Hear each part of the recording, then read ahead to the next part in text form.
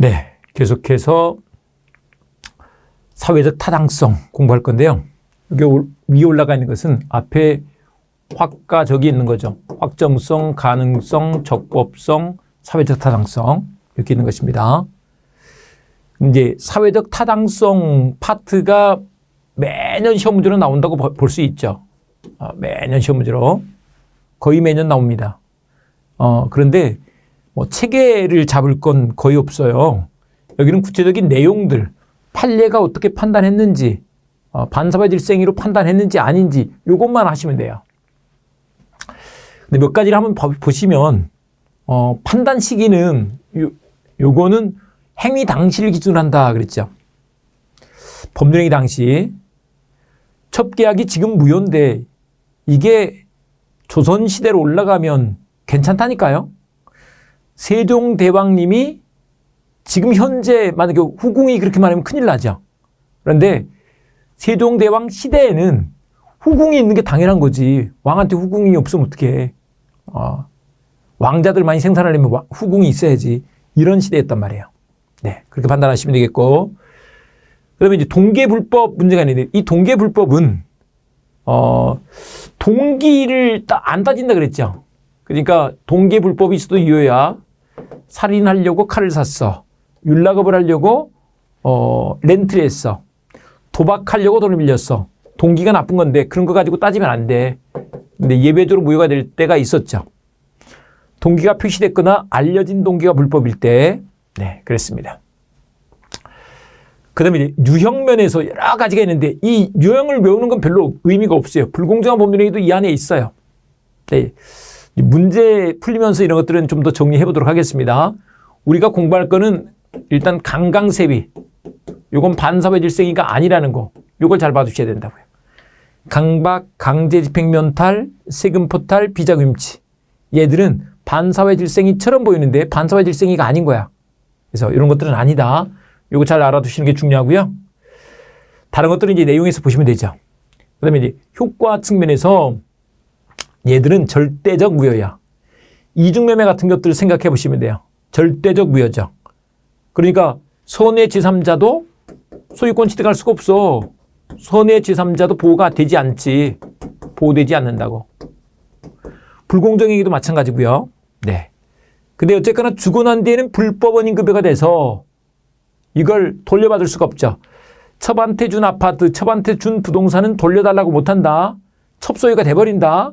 라고 했었죠. 네, 이게 불법 원인급여다. 네, 이렇게 해두시고요. 우리 이제 문제 풀면서 관련된 책은 좀 체크해 드리도록 하겠습니다. 4번 문제인데 24회 출제 문제죠. 329페이지. 반사회적인 법률 행위로서 무효가 아닌 것은 그랬는데요. 어떤 일이 있어도 이혼하지 않기로 하는 약정. 몰라도 한번 쭉 봐보자고요. 불륜관계 종료를 해제 조건으로 내연력의 한 증여. 수증자가 부동산 매도를 매매행에 적극 가담에 체결한 증여 계약. 쭉 읽어보면 4번에 쭉 내려가니까 답이 있네. 중간 생략 등기는 유효죠. 반사회적 행위다라고 하지 않죠. 요거는 그냥 단속 규정 위반이다 이렇게 보는 거잖아요. 단속 규정 위반으로서 제재는 받지만 효력은 있다 이렇게 된단 말이에요. 그래서 4번이 정답이네. 다른 것들은 좀 공부해 두자고요. 어떤 일이 있어도 이혼하지 않기로 하는 약정. 그랬죠. 우리 부부간은 붙어야 돼. 그래서 부정행위를 용서받는 대가로 처에게 어떤 뭐 부동산을 증여한다든지 하는 것들은 붙으려고 하는 것이기 때문에 유효해요. 근데 아무리 붙으려고 해도 어떤 일이 있어도 이혼하지 않기로 하는 약정은 무효다 그랬죠. 아니 이게 유효면 그 인간이 집에 안 들어와도 계속 사람을 조폐해도 이혼 못한다는 얘기 아니에요. 그런 거 아니다. 그 다음에 이제 불륜관계 종료를 해제 조건으로 한 내연력의 한 증여 이렇게 나와 있는데 내연녀가 첩이죠. 근데 봐보세요. 요 말이 헤어지자는 게 아니죠. 부첩은 붙는 건 무효, 떨어지는 건 유효죠. 근데 이게 봐보세요. 뭐 헤어지면 불륜관계가 종료하겠죠. 우리말로 바꾸면 우리 헤어지면 해제 조건은 뭐예요? 효력이 없어지니까 돌려주는 거죠. 헤어지면 돌려줘라고 했단 말이에요. 그러면 첩이 그 아파트 돌려주기 싫으니까 못 이어진다고요. 붙는 역할을 한다고. 이게 이제 소위 말하는 우리 조건편에 가시면 불법 조건이 되죠. 그래서 무효다 이렇게 되는 것이다. 그 다음에 수증자가 부동산 매도인 배명에 적극 가담하면 무효가 되죠. 그 다음에 공무원한테 청탁 보수를 준대. 그건 무효죠. 근데 청탁 안 하고 줘도 무효예요. 우리 공무원한테 돈을 주는 것은 뇌물이란 말이에요. 뇌물. 뇌물죄야. 그래서 그런 거 하면 안 된다. 반사회적 행위가 되죠. 됐고요. 다시 말씀드리지만 여기 있는 것들은 그냥 여러분들이 우리 책에 있는 숫보기 36페이지에 보면 거기 쭉 나와 있죠. 이것도 열심히 보시면서 보시면 돼요. 내용들 보시면 된다니까요. 그냥 이건 훈련이에요. 훈련. 그 다음에 반사회 질서의 법률에 관한 설명으로 틀린 것은 1번 봐보세요. 반사회 질서의 법률행위에 해당하는지 여부는 해당 법률행위가 이루어진 때를 기준으로 판단해야 한다. 법률행위 시를 기준으로. 맞죠? 세종대왕 시대는 첩이 문제가 안 됐다니까요. 그 다음에 2번 반사회 질서 법률행위 무효는 이를 주장할 이기는 자는 누구든지. 우리 무효는 누구나 주장할 수 있죠. 이거는 뭐 반사회적 문제라기보다 무효는 누구나, 취소는 취소권자만 주장할 수 있죠. 그러니까 맞죠. 그 다음에 3번 법률행위가 사회 질서에 반한다는 판단은 부단히 변천한 가치관념을 반영한다. 이건 몰라도 아니 첩이 세종대왕 시대는 문제가 없었다니까. 조선시대는 문제가 없었다니까. 현대 와서 문제인 거지. 네, 맞고요. 그 다음에 4번 다수의 보험계약을 통하여 보험금을 부정취득할 목적으로 체결한 보험계약은 반사회 질서의 법률행위로서 무효다. 이렇게 볼 수 있죠. 보험금 부정취득 아주 나쁜 거네. 네, 이렇게 되고요. 5번 대리인이 매도인이 배명에 적극 가담하여 이루어진 부동산 이중 매매는 본인이 매수인이 그러한 사정을 몰랐다면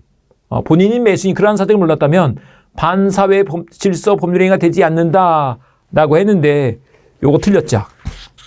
뭐요? 우리 대리행위 하자는 대리인을 표준으로 판단한단 말이에요. 대리인이 적극 가담했으면 이건 무효다 이렇게 보는 것이다. 본인이 몰랐어도 무효야. 네, 그렇죠. 그래서 정답은 5번 이렇게 되겠습니다. 자, 6번 문제로 갈 텐데요. 6번에 갑은 자신의 엑스토지를 을에게 매도하고 중도금을 수령한 후 다시 병에게 매도하고 소유권 이전 등기까지 격려해 주었다. 이중매매가 있었네요. 다시 그래서 이중매매가 된 거예요. 다음 설명 중 틀린 것은 그랬는데 1번 특별한 사정이 없는 한 병은 엑스토지의 소유권을 취득한다. 우리 다시 병에게 매도했지만 이중매매 자체는 뭐예요? 유효잖아요. 그러니까 특별한 사정이 없으면 병이 소유권을 취득하죠. 네, 맞다. 2번 특별한 사정이 없는 한 을은 취급 없이도 갑과의 계약을 해지할 수 있다 그랬는데 요게 갑이 을한테 팔고 병한테 팔고 등기를 넘겨줘 버리면 을에 대해서는 이제 이행불능이 돼버리죠. 채무불이행으로서 이행불능이 돼버린단 말이에요. 그러면 해제를 하는데 취고가 필요 없죠. 왜? 이행불능은 이행이 불가능한 상태이기 때문에 취고하는 게 아무 의미가 없잖아요. 취고는 독촉하는 건데 독촉하는 게 의미가 없잖아요. 취고는 이행지체일 때 하는 것이다. 그래서 이행불능에서 요거 미리 잠깐 한번 보자면 계약 해제할 때 취고가 필요 없어. 이행 제공할 필요도 없죠.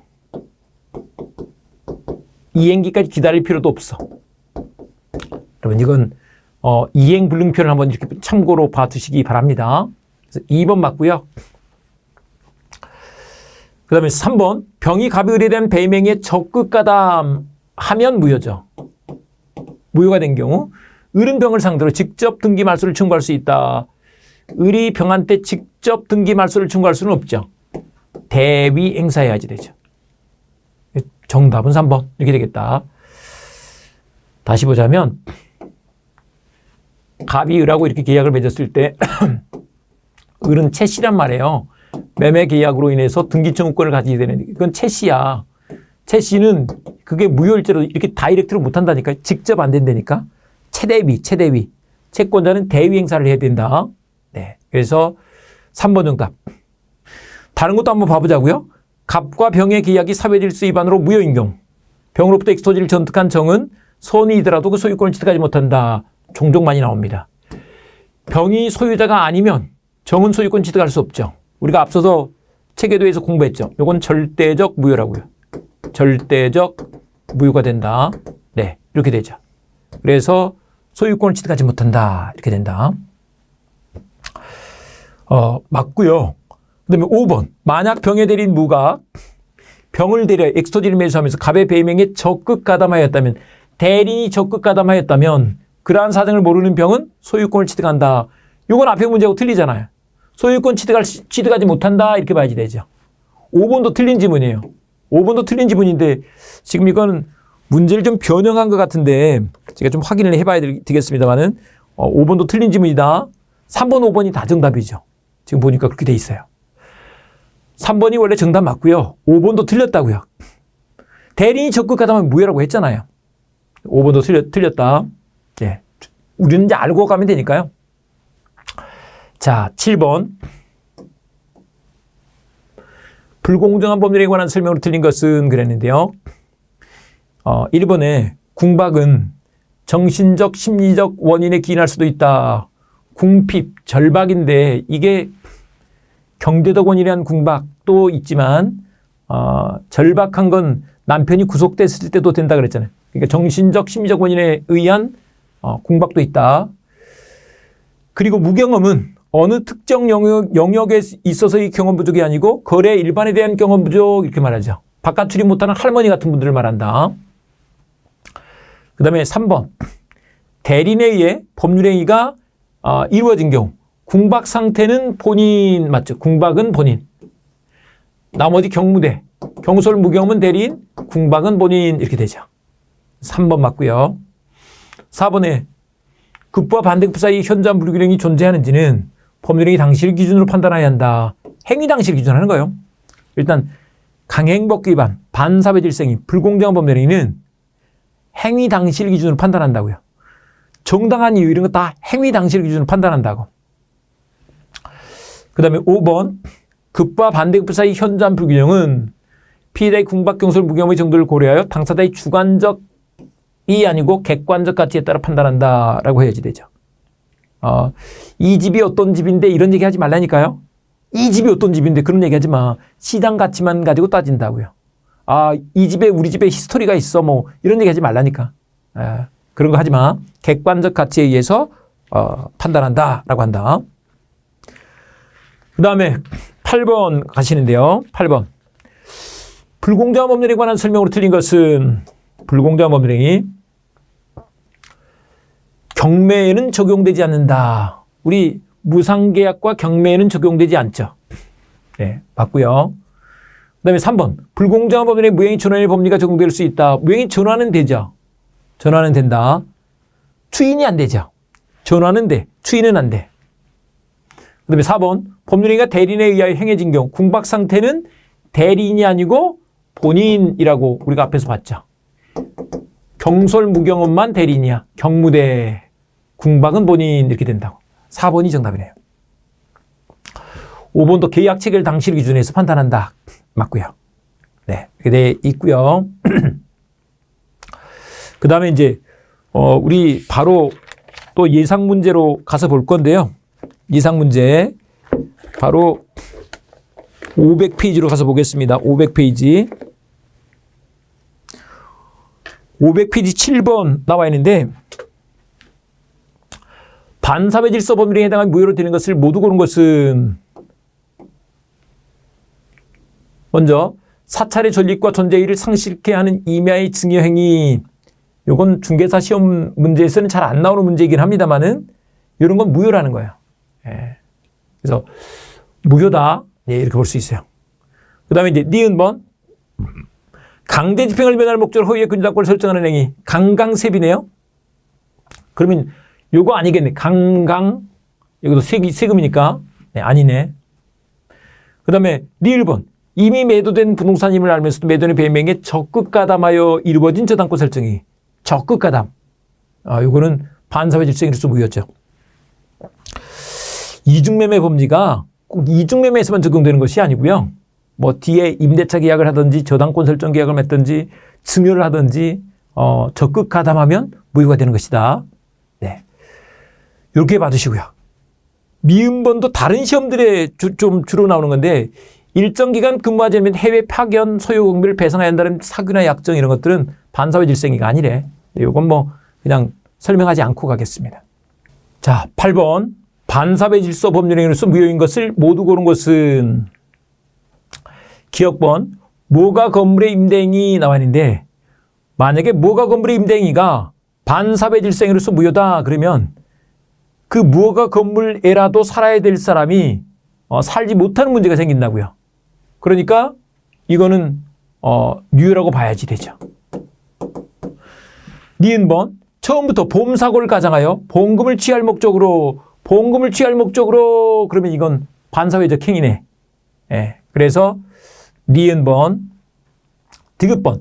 변호사가 민사소송의 승소대가로 성공고수를 받기로 한 약정했는데 민사 말고 형사소송이 그렇죠. 그러니까 요거는 유효다. 리을번. 지방자치단체가 골프장 사업계획 승인과 관련해 사업자로부터 기부금을 받기로 하는 증여 나와 있는데 이거 우리 시험에 안 나와요. 우리 수법에 없죠. 근데 어쨌거나 골프 사업장 계획 승인과 관련해서 사업자로부터 뭐 기부금을 받고 뭔가 연계시켰잖아요. 행정을 이렇게 하면 되나? 그래서 무효라는 것이고요. 미음번. 변호사가 형사사건에서의 성공보수 약정을 한 경우 형사사건에서 성공보수 약정은 무전유죄가 돼서 무효다 그랬죠. 네, 이렇게 받으시고요. 리을번은 뭐 외우려고 하실 필요 없다. 그냥 느낌만 가져가시면 될 것 같아요. 자, 9번 문제로 가시는데요. 9번. 갑은 자신의 X부동산을 을에게 매도하고 계약금과 중도금을 지급받았다. 중도금까지 받은 거. 그 병이 갑의 배명에 적극 가담하여. 그럼 무효란 걸 이미 전제했죠. 갑과 X부동산에 대한 매매 계약을 체결하고 자신 명의로 소유권 이득을 마쳤다. 옳은 것은 그랬네요. 옳은 것은 이거 꼭 체크하고 봐야 돼요. 안 그러면 나중에 헷갈려. 우리식으로 옳은 것은 동그라미, 틀린 것은 세모 이렇게 해가지고 풀어보시면 돼요. 틀린 것은 많이 나오니까 이거 안 하고도 옳은 것은 꼭 동그라미 쳐놓고 이렇게 보시는 게 좋아요. 옳은 것은 이렇게 해두고 보면 푸는 게 안 헷갈린다. 그래서 1번. 병은 갑에게 소유권 이전 등기를 직접 청구할 수 있다. 을은 병에게 봐보세요. 갑, 을, 병. 요게 지금 무효라는 거잖아요. 을이 병한테 뭘 근거로? 안 되죠. 그래서 틀렸고요. 2번. 을은 병에 대하여 불법 행위를 이유로 직접 손해배상을 청구할 수 있다. 직접 손해배상 청구하는 건 가능하죠. 왜 불법 행위가 되느냐? 우리 갑의 배임행위 하면 안 되죠. 하면 안 되는데 하는 걸 불법 행위라고 한단 말이에요. 근데 또 병이 거기에 적극 가담하면 안 되죠. 하면 안 되는데 했잖아요. 그럼 불법 행위가 되는 거야. 그래서 2번 정답인 거죠. 참고로 여러분들이 이제 나중에 모의고사를 보거나 시험을 보실 때는 이미 정답이 나왔잖아요. 그럼 밑에 건 볼 필요 없는 거죠. 다 틀린 거 아니에요? 정답이 나왔는데 밑에를 풀고 있으면 안 되죠. 이것도 한 가지 팁으로 드립니다. 이제 공부하는 거니까 봐보는 거예요. 공부하는 거니까. 3번. 갑은 계약금 배액을 상환하고 을과 체결한 매매 계약을 해지할 수 있다는 것인데 계약금 배액을 상환하고 매매 계약을 해지할 수 있다. 아니 이 을하고 계약을 했는데 어떻게 계약을 해지해? 중도금까지 줘버렸는데 그러니까 중도금은 이미 이행에 착수한 거잖아요. 해지할 수 없다는 것이다. 4번. 병명의 등기는 갑이 추인하면 유효가 될 수 있다. 추인한다고 유효가 되면 이중매매 다 하게? 반사회 질서행위는 추인에 의해서 유효가 될 수 있는 게 아니라니까요. 그다음에 5번. 만약 손해의 정이 X 부동산을 병으로부터 매수하여 이전 등기를 받은 경우 전 갑과 병의 매매 계약 이유를 주장할 수 있다. 손해의 정이라도 보호가 안 된다고요. 이건 절대적 무효예요. 절대적 무효. 그래서 틀렸다는 것입니다. 이유는 알고 가자고요. 이유는 알고. 자, 10번 보실 텐데요. 불공정한 법률행위에 관한 설명으로 틀린 것은 1번 불공정한 법률행위는 약자적 지위에 있는 자의 궁박경솔 또는 무경험을 이용한 폭력행위를 규제하는 데 그 목적이 있다. 뭐 그냥 그렇다고 치자고요. 또 2번 불공정한 법률에 관한 규정은 부담 없는 증여의 경우에 적용되지 아니한다. 증여에는 적용되지 않죠. 우리 불공정한 법률행위가 되려면 급부와 반대급부, 급부와 주고받고 하는데 그게 현저하게 불균형할 때 되는 거잖아요. 근데 증여는 급부만이지 반대급부가 없잖아요. 그래서 적용되지 아니한다. 맞고요. 무행이 전환 될 수 있다고 했죠. 그다음에 4번에 토지 매매가 불공정한 법률행위로 무효이면 그 토지를 전득한 제3자가 손이더라도 소유권을 취득하지 못한다. 우리 봐보세요. 이게 무효가 절대적 무효잖아요. 그러니까 소유권 취득 못해요. 절대적 무효이기 때문에 소유권 취득 못한다. 갑이 피해자인데 할머니 집을 을이 불공정한 법률행위로 사갔어. 그리고 병한테 팔았대. 근데 이 무효는 절대적이라고요. 그러니까 이 사람이 손해의 제3자라도 을이 소유자가 아니니 병은 소유권 취득 못해. 손해의 제3자라도 소유권 취득 못해. 네, 이렇게 되는 것입니다. 5번 경매 절차에서 매각된 대금이 시가보다 현저히 저렴하다면 불공정한 법률행위를 이유로 그 무효를 주장할 수 있다 그랬는데 경매에서도 적용되지 않죠. 네, 무효를 주장할 수 있다 그러면 안 되죠. 경매에서는 불공정한 법률행위 이런 거 말하면 안 된다니까. 그래서 5번 정답이다. 우리 증여 경매에서는 적용이 안 돼. 이거 공부해 두시자고요. 자, 11번 문제로 갑니다. 불공정한 법률행위에 관한 설명으로 옳은 것은 했는데 1번에 무경험이란 해당 특정 영역에서의 경험 부족을 의미한다, 말한다 하는데 특정 영역에서의 경험 부족이 아니라 일반적인 생활 체매 부족이라고 하죠. 틀렸네. 불공정한 법률행위 되기 위해서는 주관적으로 거래 당사자가 궁박하여야 하며 그 밖에 그 거래가 피해자의 무경험을 이용하여야 한다 하는데 그 거래가 피해자의 무경험, 궁박, 경솔, 무경험 중 하나가 있는데 그걸 알면서 이용했을 때 이렇게 되는 거죠. 이거는 좀 너무 좀 이상하게 썼어. 별로 좋지 않은 지문입니다. 이거 그냥 기억하지 마세요. 3번 이런 시험 지문 없어. 이런 시험 지문 없다는 거. 3번 법률행위가 현저하게 공정을 이뤘다면 곧 그것이 궁박, 경솔 또는 무경험으로 이루어진 것으로 추정된다. 그런데 추정 안 되죠. 그래서 우리 객관적으로 급부와 반대급부의 현저한 불균형이 있고 주관적으로 피해자에게 궁박, 경솔, 무경험 중 하나가 있으면서 폭리자가 알면서 이용했을 때 그럴 때 되는 것이고 그것을 무효 주장자, 피해자가 다 증명을 해야 된다고. 객관적 요건만 갖추어졌다고 해서 주관적 요건까지 다 갖추어진 것으로 추정되는 거 아니다. 네. 그래서 틀렸고 4번 불공정한 법률행위로 불이익을 입는 당사자가 불공정성을 소송 등으로 주장할 수 없도록 하는 부재소 합의는 특별한 사정이 없으면 무효다 하는 건데 이것도 외울 필요는 없고요. 그냥 불공정한 법률행위 무효야. 근데 그런 것들을 또 부재소 합의도 했으면 또 이게 무효돼. 무효 맞아 그냥. 예. 근데 이런 지문까지 잘 나오지는 않습니다. 어쨌거나 근데 4번은 맞긴 합니다. 5번 폭리행위는 피해자에게 궁박 상태가 존재한다는 사실에 대한 폭리자의 인식만으로도 성립한다. 인식만으로 되지 않고 우리 알고 이용해야 된다고 했었죠. 알면서 이용했어야 된다고.